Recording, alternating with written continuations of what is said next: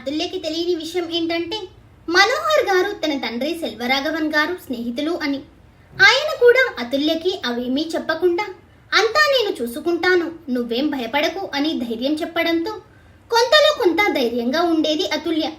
కానీ కొద్ది రోజులకి మనోహర్ గారి మరణ వార్త టీవీలో చూసేసరికి అతుల్య పూర్తిగా బెదిరిపోవడమే కాదు, తన స్వార్థం వల్లే ఒక నిండు ప్రాణం పోయింది అన్న గిల్టీ ఫీలింగ్తో అప్పటి నుండి కనీసం ఎవరితోనూ మాట్లాడేది కాదు. అందుకే అప్పటి నుండి తను ఆ విషయం ఇంకెవ్వరితోనూ చెప్పే ధైర్యం చేయలేదు, చెప్పి మరో ప్రాణాన్ని బలి చేయడానికి ఇష్టపడలేదు. ముఖ్యంగా వెట్రిమారన్ గారిని, అతని క్రూరత్వాన్ని తలుచుకుని ధైర్యంగా స్ట్రాంగుగా ఉండే అతుల్య పిరికిదానిలా చాలా వీక్ అయిపోయింది. ఆమె ఉన్న బలహీనత స్థితికి పాపం వెట్రివేల్ గారు అతుల్యను తీర్చిదిద్దే బాధ్యత తన అన్న తన మీద పెట్టడంతో అతుల్య అన్నిటిలో ముందుండాలని ఆయన అతుల్య విషయంలో చాలా యాక్టివ్గా అన్నీ నేర్పిస్తూ ఉండేవారు. కానీ అప్పటికే పూర్తిగా భయంతో గూడుగట్టుకుపోయిన అతుల్య మనసు తనని అవన్నీ నేర్చుకోమని వెట్రివేల్ గారు ఫోర్స్ చేస్తున్నట్టు ఫీల్ అయ్యి ఆయనంటే భయం పెట్టేసుకుంది. అప్పటి నుండి ఒక్క చదువులో తప్ప వేటి మీద ఇంట్రెస్ట్ చూపించేది కాదు. అది వెట్రివేల్ గారిని చాలా బాధించేది. కానీ వీళ్ళకి తెలియకుండా అతుల్య గురించి ప్రతిదీ తెలుసుకుంటున్న వెట్రిమారన్ గారు మాత్రం చాలా సంబరపడిపోయారు. క్రమేణా అతుల్య తన మనసులో గూడుగట్టుకుపోయిన భయాల వల్ల, అప్పటికే తన చుట్టూ నిరంతరం వలయంలా ఉండే సెక్యూరిటీ వల్ల ఎవరితోనూ నోరు విప్పి మాట్లాడేదే కాదు. అతుల్య తన మనసులో ఉన్న భయాలతో సంబంధం లేకుండా మనస్ఫూర్తిగా ఒకరిని ఓన్ చేసుకుంది అంటే ఆ మనిషి ముందుగా అవంతి గారు అయితే రెండో మనిషి శక్తి అనే చెప్పాలి. ఒకరికి తన తల్లి స్థానాన్ని ఇస్తే మరొకరికి గుండెల్లో గుడిని కట్టేసింది అతుల్య. శక్తి అతుల్యని రెండోసారి చూసేటప్పటికీ కూడా అతుల్య ఎవరనేది అతను తెలుసుకునే ప్రయత్నం చేయాలి అనుకోలేదు. గాని అనుకోకుండా మురళీధర్ గారు అప్పగించిన కేస్ డీటెయిల్స్ చూడడం, తన ప్రాణసఖి ఎవరనేది తెలియడం ఒకేసారి జరిగాయి. అప్పుడే ఎందుకో శక్తికి కూడా వెట్రివేల్ గారి మీద డౌట్ వచ్చి ఆయన మీద నిఘా పెడితే ఒక్కో విషయం ఒకదాని వెంట ఒక్కోటి బయటపడడంతో ఏం చేయాలా అన్న ఆలోచనలో పడ్డాడు శక్తి.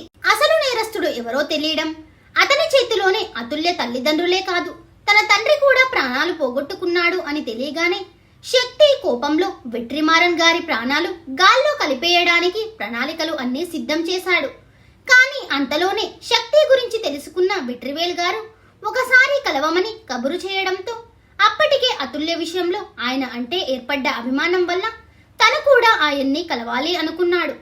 అనుకున్న విధంగానే మామ అల్లుడు కలుసుకోవడమే కాదు, ఇద్దరూ చేతులు కలిపి అతుల్య మైండ్ సెట్ మార్చి ఆమెను సెల్వరాఘవన్ గారు కోరుకున్న విధంగా ధైర్యంగా పరిస్థితులను ఎదుర్కొనేలా చేసి ఆయన కూతురి కోసం వదిలి వెళ్లిన బాధ్యతలు అతుల్య కష్టంగా కాకుండా ఇష్టంగా నెరవేర్చేలా చేసి అతుల్యనే స్వయంగా వెట్రివేల్ గారిని శిక్షించేలా, వెట్రిమారన్ గారిని శిక్షించేలా చేయాలి అనుకున్నారు. అనుకున్న విధంగానే శక్తి తన శాయశక్తులా అతుల్యలో ధైర్యం నింపి రియాలిటీ చూపించే ప్రయత్నం చేస్తూనే ఉన్నాడు. గాని ఆమెకు నిజాలు తెలిస్తేనే గాని ఆమెలో మార్పు రాదని నిర్ధారణకు వచ్చిన శక్తి అదే విషయం వెట్రివేల్ గారితో షేర్ చేసి ఈ రోజు ఇలా దస్వంత్తో కలిసి అతుల్య ముందుకు వచ్చేలా ప్లాన్ చేసుకున్నారు.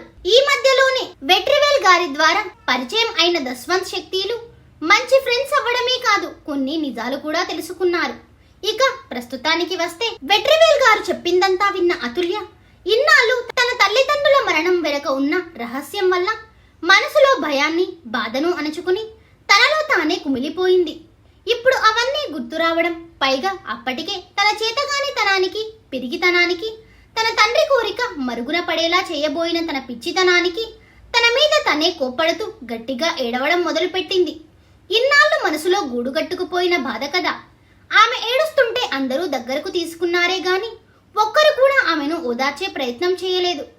కనీసం అలా అయినా ఆమె బాధ కాస్తైనా తగ్గుతుంది అన్న ఆలోచనలతో ఎవరికి వారు అతుల్యను బాధగా చూస్తూనే ఆమె కన్నీళ్లు ఒకరు తుడుస్తుంటే ఆమె వెన్ను ఒకరు నిమురుతూ ఉన్నారు. కాసేపటికి తేరుకున్న అతుల్య అందరినీ వదిలేసి వెట్రివేల్ గారిని హక్ చేసుకుని ఐఎమ్ సారీ చిత్తప్ప, చిన్నప్పటి నుండి నువ్వంటే పిచ్చి భయం పెట్టుకుని నీ నుండి నేను దూరంగా ఉంటూ నా మీదే ప్రాణం పెట్టుకున్న నిన్ను నేనెంత కష్టపెట్టానో తెలుసుకోలేకపోయాను.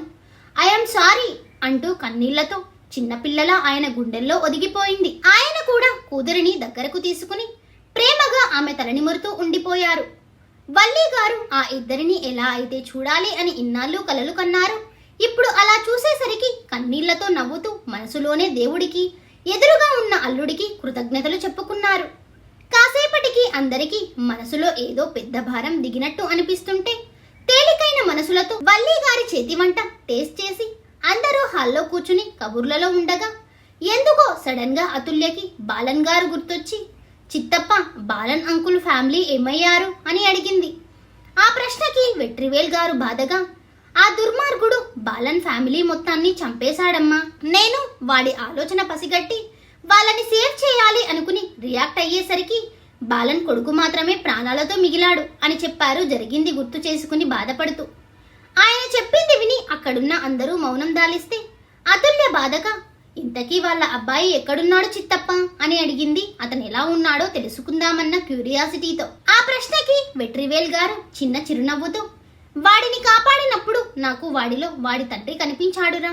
నిన్ను చదివిస్తాను అంటే హ్యాపీగా ఒప్పుకుని చదువుకుని మంచి జాబ్ తెచ్చుకుని మా నాన్న కాపాడిన ప్రాణాన్ని కాపాడే బాధ్యత నాకు కూడా ఉంది కదా సార్ అని నన్ను ఎలాగోలా ఒప్పించి చిన్న వయసులోనే నీకు సెక్యూరిటీ ఇన్ఛార్జిగా ఛార్జ్ తీసుకున్నాడు అని చెప్పింది. ఆయన చెప్పింది పూర్తిగా అర్థం చేసుకున్న అతుల్య సంతోషంగా సెంతిల్లన్నా అని అరిచింది. దానికి వెట్రివేల్ గారు నవ్వుతూ అవును అని తలూపడంతో అప్పుడే లోపలికి వస్తున్న సెంతిల్కి ఎదురెళ్ళి I'm sorry and thank you so much అన్నా అని సెంతిల్ చేతులు పట్టుకుని అభిమానంగా అతన్ని హక్ చేసుకుంది. అతను అభిమానంగా అతుల్య తలనిమిరి, అతుల్యమ్మ, నిన్ను సెల్వ సార్ ఎలా అయితే చూడాలి అనుకున్నారో నువ్వు అలా మారి ఆయన నీ కోసం వదిలి వెళ్లిన బాధ్యతలు నెరవేరిస్తే అందరికంటే ఆయనే ఎక్కువ సంతోషిస్తారు అనడంతో అందరూ అతుల్య సమాధానం కోసం ఆమె వైపే చూస్తూ ఉన్నారు. అందరి చూపుల్లో భావం అర్థం చేసుకున్న అతుల్య చిన్న చిరునవ్వుతో, ఖచ్చితంగా అప్పా నా కోసం విడిచి వెళ్లిన బాధ్యతలను ఫుల్ఫిల్ చేస్తాను. మీరందరూ కోరుకుంటున్నట్టే ఇప్పటి నుండి మీరు చూడాలి అనుకున్న అతుల్యలా ధైర్యంగా పరిస్థితులను ఎదుర్కోవడానికి కూడా నేను సిద్ధంగా ఉన్నాను. ఇన్నాళ్ళు ఏ మూల దాక్కున్నాడో తెలియని ఆ రాక్షసుడిని బయటికి లాగి వాడికి తగిన శిక్ష ఖచ్చితంగా వేస్తాను. ఈ అతుల్య రాఘవన్ అంటే ఏంటో చూపిస్తాను అని చెప్పగానే ఇన్నాళ్ళు ఆమెలో ఏ ధైర్యాన్ని అయితే చూడాలి అనుకున్నారో ఆమెను అలా చూసేసరికి అక్కడున్న అందరి ఆనందం మాటల్లో వర్ణించలేనిది. అందరూ అతుల్యని గట్టిగా హక్ చేసుకుని సంతోషంగా ఆమె తలనిమురుతుంటే ఇన్నాళ్ళు తనకి తెలియకుండానే తనేం మిస్ చేసుకుందో, తనేం తప్పు చేసిందో ఆ క్షణం అతుల్యకి బాగా అర్థమైంది. ఇంతలో శక్తికి మురళీధర్ గారి దగ్గర నుండి కాల్ రావడంతో అతుల్యతో మళ్ళీ కలుస్తాను అని చెప్పి అందరికీ బాయ్ చెప్పి కంగారుగా డీజీపీ ఆఫీస్ కి బయలుదేరాడు. దశవంత్ కూడా పనుంది వెళ్ళాలి అన్నాడు గాని ఇన్నేళ్ల తర్వాత మొదటిసారి అతుల్య నోరు తెరిచి ఒక 2 days ఇక్కడే ఉండు మామా అని అడిగేసరికి కాదనలేకపోయాడు. ఆ రోజుకి అతుల్య తనకి వల్లి గారి చేతులతో తనకి బాగా ఇష్టమైన వంటలు చేయించుకుని మరీ ఇష్టంగా తిని శక్తి తనని కలవడానికి వస్తాడేమో అన్న ఆశతో వెంటనే తన రూమ్కి వెళ్ళిపోయింది. వెళుతున్న అతుల్యని చూసి చిన్నగా నవ్వుకున్నారు వెట్రివేల్ గారు, దశవంతులు. రూమ్లోకి వెళ్లిన అతుల్య రూమంతా నీట్గా సర్ది పెట్టుకుని శక్తి రాక కోసం ఇష్టంగా తిన్నదంతా అరిగే వరకు మార్చింగ్ చేసి అలసిపోయి చకోర పక్షిలా ఎదురు చూడడం మొదలుపెట్టింది. అర్ధరాత్రి అవుతుండగా ఇంకా వెయిట్ చేస్తూ విండో వైపు చూస్తున్న అతుల్య సడన్ గా తన రూమ్ డోర్ నాక్ చేసేసరికి కంగారు పడుతూ వెళ్లి డోర్ ఓపెన్ చేసింది. ఎదురుగా ఉన్న దశవంత్ ని చూసి అయోమయంగా ఎన్న మామ ఎన్నాచి అంటే ఏంటి బావా ఏమైంది అని అడిగింది. ఆ ప్రశ్నకు దశవంత్ చిన్న చిరునవ్వుతో తనతో పాటు తెచ్చిన ఒక గిఫ్ట్ ప్యాక్ అతుల్య చేతికిచ్చి శక్తి ఇమ్మన్నాడు మా అని చెప్పి ప్రేమగా ఆమె తలనిమిరి ఆమె నుదుటిపై ముద్దు పెట్టి గుడ్ నైట్ చెప్పి వెళ్ళిపోయాడు. అసలు దశవంత్ ఆ టైంలో రావడమే అతుల్యకి అయోమయంగా ఉంటే పైగా శక్తి ఇమ్మన్నాడు అని ఒక గిఫ్ట్ ప్యాక్ ఇచ్చి వెళ్లడంతో ఇంకా ఆశ్చర్యపోతూ అసలు ఈ సిబి ఏం చేస్తున్నట్టు వాణ్ణి చూడాలని మనసు మారం చేస్తుంది, వీడేమో ఇదేదో మామ చేత పంపించాడు అని చిరుకోపంగా తిట్టుకుంటూనే ఆ గిఫ్ట్ ప్యాక్ ఓపెన్ చేసిన అతుల్యకి అందులో లేటెస్ట్ మోడల్ ఆండ్రాయిడ్ మొబైల్ కనిపించేసరికి దాన్ని చూసి మరింత ఆశ్చర్యపోతూ ఉండగా ఆ మొబైల్ రింగ్ అయింది. స్క్రీన్ మీద సిబి అని స్క్రోల్ అవ్వడం చూసిన అతుల్య పెదాలపై అందమైన చిరునవ్వు వచ్చి చేరడంతో ఆ కాల్ చేసింది శక్తి అని అర్థం కావడానికి పెద్ద టైం ఏం పట్టలేదు అతుల్యకి. కానీ ఇప్పటి వరకు అసలు మొబైల్ యూజ్ చేయకపోవడంతో ముందు కాల్ ఎలా లిఫ్ట్ చేయాలో అర్థం కాలేదు ఆమెకి.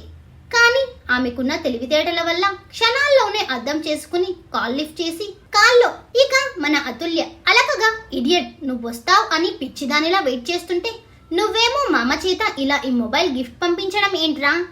దానికి శక్తి నవ్వుకుంటూ నీలో నేను కోరుకున్న మార్పు ధైర్యం వచ్చాక కూడా ఇంకా నేను నీ రూమ్ లోకి ఇలా అర్ధరాత్రిళ్ళు రావడం చూస్తే మీ చిత్తప్పకి అంత బాగుండదురా బంగారం.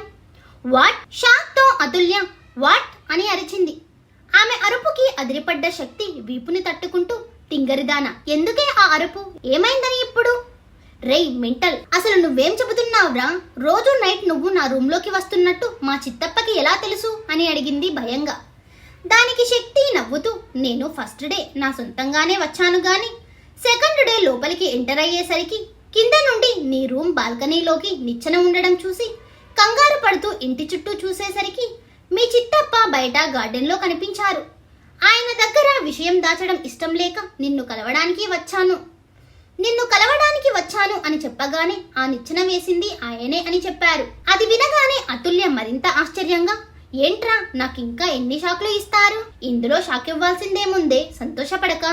జరిగిందంతా గుర్తు చేసుకుని చిన్న చిరునవ్వుతో అమ్మా అప్ప లేకపోయినా వాళ్ళలానే ప్రేమను పంచే చిత్తప్ప చిత్తీల ప్రేమను ఇన్నాళ్ళు నా మూర్ఖత్వంతో నేనే దూరం చేసుకున్నాను. కానీ చిత్తప్ప నా ప్రతి అడుగులో తోడు ఉంటూ నా నీడలా ఉన్నాడు అని తెలుస్తుంటే చాలా హ్యాపీగా ఉంది సిబి అని ఆమె ఎమోషనల్ అయ్యేసరికి ఆమెను డైవర్ట్ చేస్తూ అవును బంగారం, ఇంతకీ నీ సిబి వాడి సెకండ్ మంత్ సాలరీతో కొన్న గిఫ్ట్ నీకు నచ్చిందా లేదా అని శక్తి అడగగానే అతుల్య చేతిలో ఉన్న మొబైల్ ని ముద్దు పెట్టుకుంటూ చాలా నచ్చింది కానీ నా కోసం ఎందుకురా డబ్బులు పాడు చేయడం? అయినా నాకు మొబైల్తో అవసరం ఏముంది? పిచ్చి మొహమా, ఇప్పటి నుండి మన స్వీట్ టాక్స్ కి ఫోన్ చాలా అవసరం. నీ ఎగ్జామ్స్ పూర్తయ్యాక నువ్వు మీ డాడీ నీకు అప్పగించిన బాధ్యతలు చేపట్టి వేరే మొబైల్ తీసుకున్నా సరే నువ్వు నాతో దీనిలోనే కాంటాక్ట్ లో ఉండాలి బంగారం. ఇది నాకు చాలా వాల్యుబుల్ గిఫ్ట్ సిబి అని అనింది. సరే ఇప్పటికే చాలా లేట్ అయ్యింది, తొందరగా నిద్రపో బంగారం, గుడ్ నైట్. అతుల్య అయిష్టంగానే మిస్ యూ సిబి, మిస్ యూరా బంగారం, బాయ్ అంటూ కాల్ కట్ చేసిన శక్తి మురళీధర్ గారు కొత్తగా తనకి అప్పగించిన కేసులో బిజీ అయిపోయాడు శక్తి. ఇటు అతుల్య మాత్రం చాలా రోజుల తర్వాత హాయిగా ప్రశాంతవంతమైన నిద్రలోకి జారుకుంది. మరుసటి రోజు ఉదయం ఎప్పటిలా నిద్రలేచి రెడీ అయ్యి తనకి ఊహ తెలిసాక వెట్రివేల్ గారితో కలిసి బ్రేక్ఫాస్ట్ కానీ లంచ్ కానీ డిన్నర్ కానీ కలిసి చేసిందే లేదు. కానీ ఈ రోజు ఆయనతోనే కాదు, వల్లి గారు వడ్డిస్తుంటే ఆమెను కూడా తన పక్కనే కూర్చోబెట్టుకుని అప్పుడే ఫ్రెష్ అయి వచ్చిన దస్వంత్ ని జాయిన్ అవ్వమని పిలవడంతో నలుగురు సరదాగా కబుర్లు చెప్పుకుంటూ బ్రేక్ఫాస్ట్ పూర్తి చేశారు. అతుల్యకి ఫైనల్ ఎగ్జామ్స్ దగ్గర పడడంతో దస్వంత్ తను తిరిగి వెళ్లే ముందు ఇన్నాళ్ళు ఆమెతో మిస్ అయిన కాస్త క్వాలిటీ టైం ఇప్పుడు స్పెండ్ చేసి తన విషెస్ పూర్తి చేయాలి అన్న ఆశతో ఆమెను తీసుకుని సరదాగా బయటకు వెళ్ళాడు. ఆ రోజంతా ఇన్నాళ్ళు తను మిస్ అయిన ప్రపంచాన్ని పరిచయం చేశాడు దస్వంత్. ఉదయం నుండి దస్వంత్ అల్పన్నది లేకుండా అతుల్య తను చిన్నప్పుడు కలిసి తిరిగే ప్రతి ప్లేస్ కి తీసుకెళ్లి ఆమెకు ఇష్టమైనవి అన్ని కొనిపెట్టి దారిలో ఆమె అడిగిన స్ట్రీట్ ఫుడ్ తినిపిస్తూ ఎప్పుడో నైట్ కి తిరిగి ఇంటికి చేరుకున్నారు. వీళ్ళు ఇంటి నుండి బయట అడుగుపెట్టిన మరుక్షణం నుండి వీళ్లకు తెలియకుండా వీళ్ల ప్రతి కదలికలను గమనిస్తూనే ఉన్నారు కొందరు. మరునాడు దస్వంత్ అక్కడి నుండి సెలవు తీసుకుంటే అతుల్య సీరియస్ గా తన స్టడీస్ మీద కాన్సన్ట్రేట్ చేసింది. వారం రోజుల్లో ఎగ్జామ్స్ కావడంతో ఇంట్లోనే ఉంటూ ప్రిపరేషన్ లో బిజీ అయిపోయింది ఆమె. మధ్యలో శక్తి కాల్ చేసి తిన్నావా అని 4 చివాట్లు పెడుతుంటే పైకి విసుక్కుంటున్న లోపల మాత్రం అతని కేరింగ్ కి మురిసిపోతూ వల్లి గారు తెచ్చిచ్చిన ఫుడ్ ని కానిచ్చేది. అలా అతుల్య ఎగ్జామ్స్ మొదలయ్యాయి. ముందు రోజే శక్తి తను డీల్ చేస్తున్న కేసులో ఎంత బిజీగా ఉన్నా సరే అతుల్యని డైరెక్ట్ గా కలిసి తన స్టైల్లో ఆల్ ద బెస్ట్ చెప్పాడు. అసలు అతుల్య దస్వంత్లని ఫాలో అయ్యిందెవరు తెలుసుకోవాలంటే నెక్స్ట్ పార్ట్ వరకు వెయిట్ చేయండి. Thank you for watching.